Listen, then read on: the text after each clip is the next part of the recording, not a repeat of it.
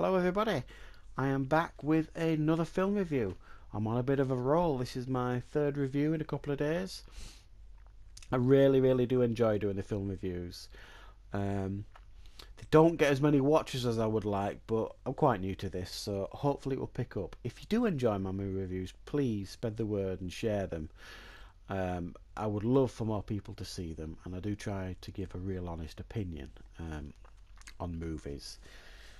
I'm a huge movie fan, and what the types of movies that I like are all sorts, really. But some of the movies I do really enjoy, which is why I'm doing this review for Doctor Strange, are superhero movies and franchise popcorn type movies.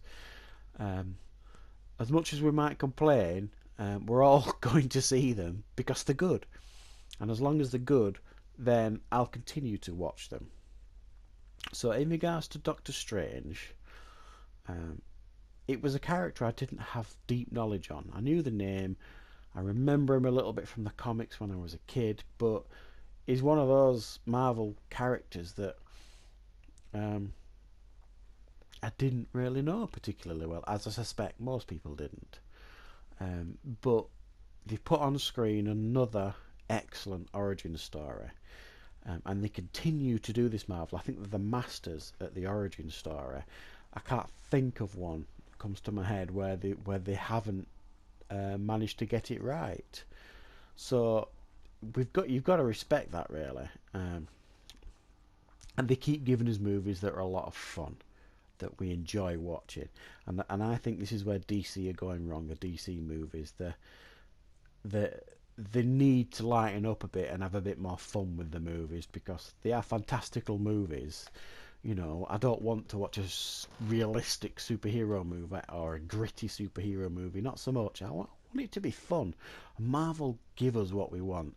So I'm in for as long as they continue to do that.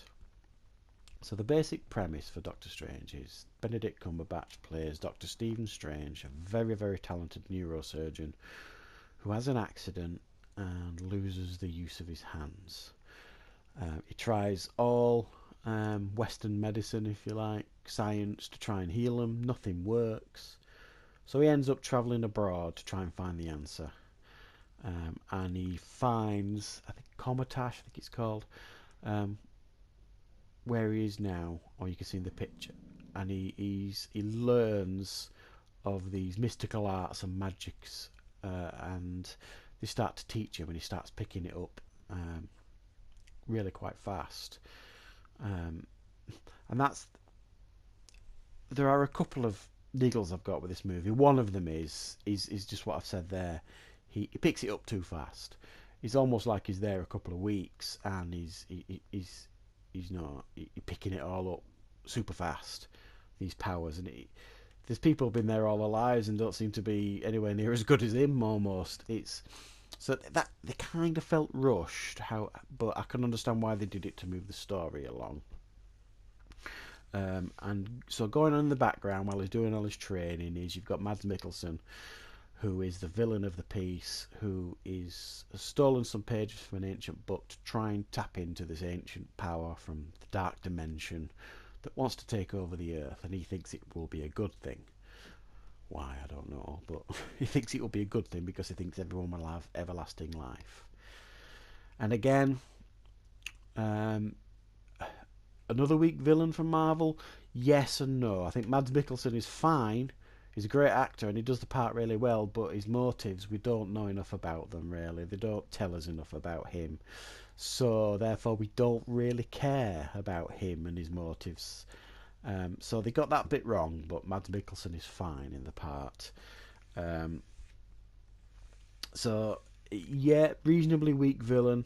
I can get why people might say that about this movie, but not terribly so. Um, Another kind of niggle I have with the movie was I wasn't sold on the American accent from Benedict Cumberbatch, but I'm a Brit, so I'm used to hearing his English accent in things like Sherlock.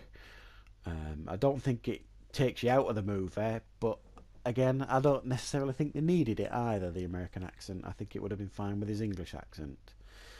Um, so I do think they've hit it again. They've put out there another really enjoyable Marvel origin story, and I'm looking forward to seeing more of Doctor Strange. It strongly hints that it's going to be in Thor Ragnarok, which is out this year, and in the next Avengers movie. So I will look forward to that a great deal, because I do think it is a strong character and is a good addition to the Marvel Cinematic Universe. A lot of charisma there, and you can imagine him having some good interactions with some of the other characters. So I do recommend this movie. It is a strong Marvel addition.